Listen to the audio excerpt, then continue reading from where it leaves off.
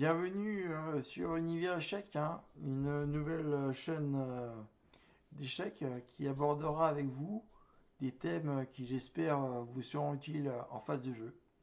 Hein. N'hésitez pas à poster des commentaires, hein. J'essaierai d'y répondre avec plaisir. Donc aujourd'hui j'ai choisi l'enfilade, hein, car c'est un thème que j'ai un peu abordé avec certains de mon club. Même s'il aurait été préférable de commencer avec la fourchette, hein, prochaine leçon bien sûr, car le chapitre que je veux ouvrir avec vous concerne les armes principales aux échecs. Hein, c'est un thème très important, hein, très très important. Euh, mais tout d'abord, je vais commencer par vous expliquer le déroulement de cette vidéo, hein, avec un petit sommaire, hein. Notamment un rappel des définitions, hein, qui sont très importants parce que tout le monde n'a pas le même vocabulaire, hein. Donc en définition, l'enfilade qu'est-ce que c'est? Ben, l'enfilade c'est une attaque avec une pièce à longue portée comme la dame, la tour ou le fou, hein, d'une pièce adverse derrière une autre pièce adverse, celle-ci étant bien sûr alignée. Si la première pièce attaquée fuit, ben, il va s'en suivre qu'il y a une possibilité pour que la deuxième soit prise. Alors, en allant un petit peu plus loin dans notre définition, hein, on peut en conclure, excusez-moi, quelques petits problèmes vidéo, on peut en conclure que si les pièces sont alignées, il y a des possibilités pour appliquer l'enfilade, bien sûr, hein, car c'est une des armes principales, hein, c'est une des armes principales aux échecs. Mais nous allons tout de suite le voir avec un petit exemple, hein. Un petit exemple, bien sûr. Excusez-moi, je me suis trompé. Voilà. Donc oui, comment prendre la dame ici, hein? D'abord, on étudie bien le graphique, hein. Euh, nous remarquons ici que la dame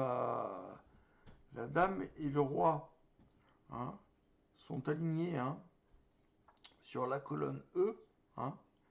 Donc, c'est intéressant, hein, pour appliquer notre leçon, hein, notre leçon d'aujourd'hui, hein. Et où est-ce que je peux mettre ma tour, d'après vous, pour arriver à cette enfilade? Ah bien oui, sur la colonne E, hein, c'est logique. Alors ici, l'exemple est tout simple, hein. Euh, mais donc le roi ici est obligé de partir, hein, comme vous l'avez deviné, car il est en échec, hein. Et donc la dame nous attend la tour. Voilà, même si c'est pas son choix à elle, si c'est pas le choix des blancs. Voilà, ça sera notre choix à nous. Voilà. Donc je vais continuer par un premier exercice, hein, qui reste très simple lui aussi. Donc nous voyons un petit alignement là. Euh, L'avez-vous vu? Oui. Il s'agit bien sûr de la dame et de la tour, hein. Donc notre but ici va être de prendre la tour. Hein, parce que la dame, ça va être assez délicat, hein, du moins dans un premier temps. Donc, comment prendre cette tour, d'après vous? Bien oui, en déplaçant le fou, car celui-ci est protégé, hein, protégé par notre dame, hein, oui, notre roi. Donc bon, même si la dame vient prendre le fou, la dame sera reprise, donc elle a plutôt intérêt à partir et nous laisser prendre la tour. Exercice 2. Dans ce diagramme, quel alignement voyons-nous? Où est-ce qu'on peut pratiquer donc une enfilade d'après vous? Je vous laisse réfléchir. Hein. Vous pouvez faire pause hein, pour réfléchir. Ben oui, bien sûr, en plaçant le fou en E4, hein, car notre fou est protégé, il ne peut donc pas, il ne peut pas être pris. Hein. Et donc le roi étant en échec, il est obligé de partir. Et il nous laisse la dame. Exercice suivant, numéro 3, si ma mémoire est bonne. Que voyons-nous ici? Un petit alignement encore. Hein. Mais je vous laisse un peu réfléchir hein, pour voir comment faire.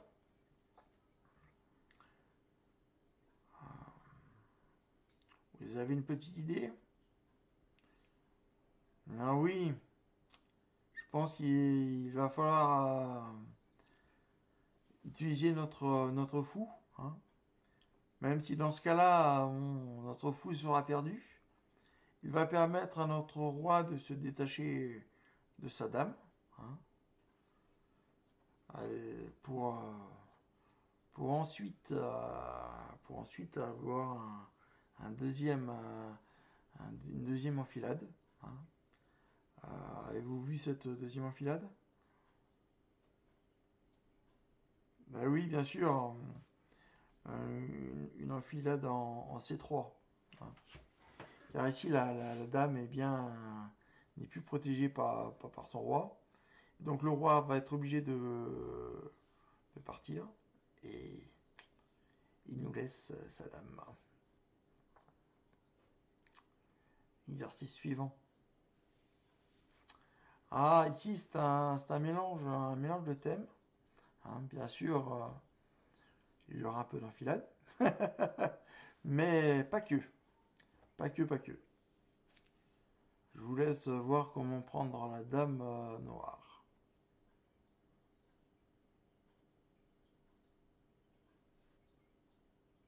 Il va falloir faire un peu bouger ce roi. Et oui, et le mettre un petit peu en échec. Hein. Obligeant le roi à soit partir sur la colonne C, soit sur la colonne E. Hein. Parce que je rappelle qu'il ne peut pas aller en D4, hein, ni en E6. Hein. Donc voyons voir un petit peu où est-ce qu'il peut aller. 3 cases. Hein. 3 cases qui, malgré tout, ne nous empêcheront pas de prendre la dame noire. Avez-vous visualisé pourquoi? Ben, tout simplement parce que si le roi part sur la colonne C, hein, en C5 ou en C6, hein, peu importe, notre fou, lui, va aller à l'attaque de la dame, mais en même temps, notre tour fait un échec à la découverte hein, au roi. Donc le roi, lui, est obligé de bouger. Et tour suivant, la tour est prise. La dame est prise. Voilà. Donc nous verrons un petit peu plus tard, les échecs à la découverte aussi, hein. Ne vous inquiétez pas.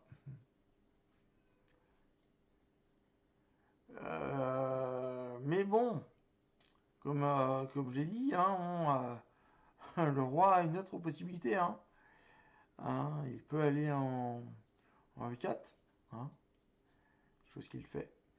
Et là, dans ce cas-là, qu'est-ce que nous pouvons faire? Et bien sûr, se mettre en D3, mettre notre fou en D3, celui-ci étant protégé par notre roi. Le roi est obligé de partir et se désolidariser de sa dame, permettant ainsi de prendre la dame.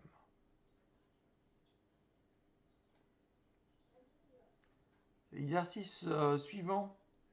Hein, comment prendre la tour noire. Hein. Je rappelle que nous sommes les blancs. Donc, très au blanc. Je rappelle que très au blanc veut dire au blanc de jouer. C'était un langage utilisé aux échecs. Donc, avez-vous vu comment faire? Bien oui, il va falloir mettre le roi en échec et le faire sortir de sa rangée 8. Et l'obliger à aller en rangée, bien sûr, en rangée 7. Parce qu'il n'a que 3 choix. 3 choix de destination. Même s'il veut aller rejoindre sa tour, sa tour n'est pas protégée. Et dans ce cas-là, qu'est-ce qu'on peut faire?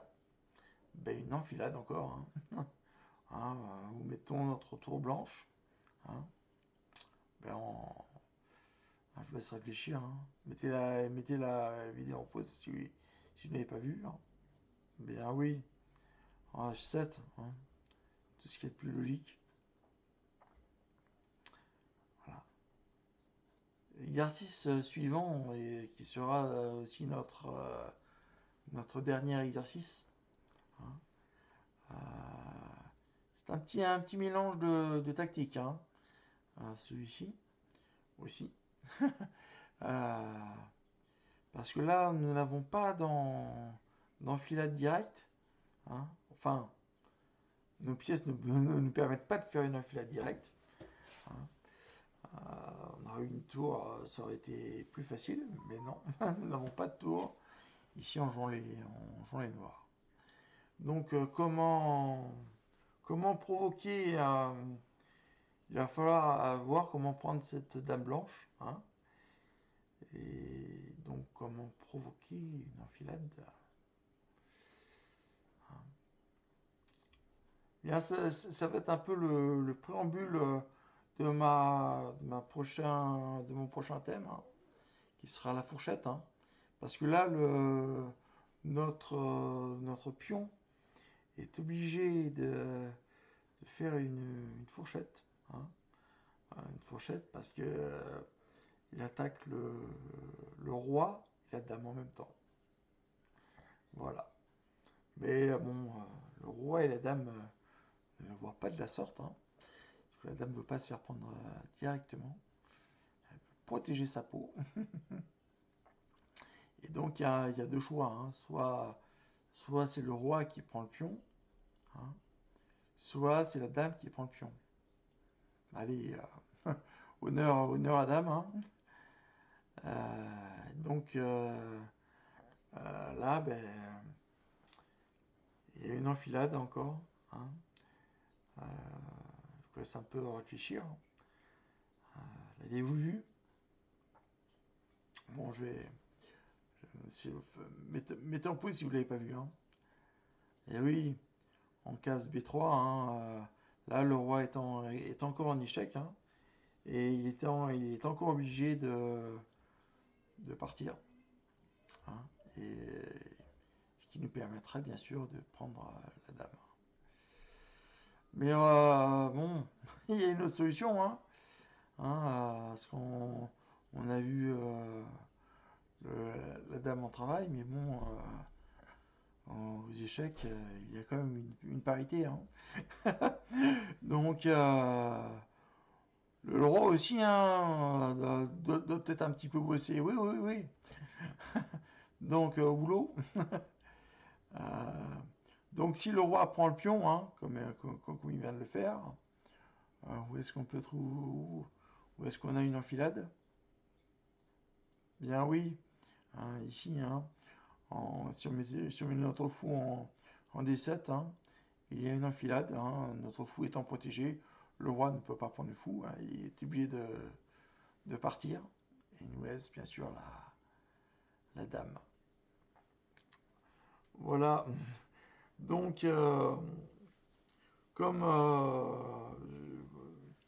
je reviens dans 20 petites secondes, même pas, hein.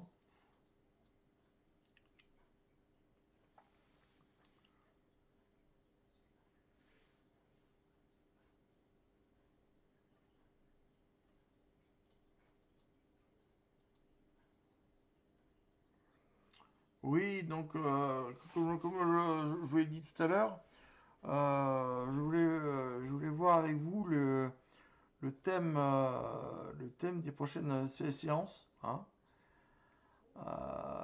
Donc la semaine prochaine, vendredi prochain, sûr, hein,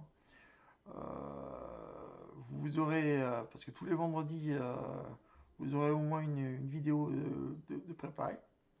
Donc pour la semaine prochaine, vous aurez une vidéo sur la fourchette, ainsi qu'une sur le clouage, hein, pour travailler un petit peu, hein, nos logiques, hein.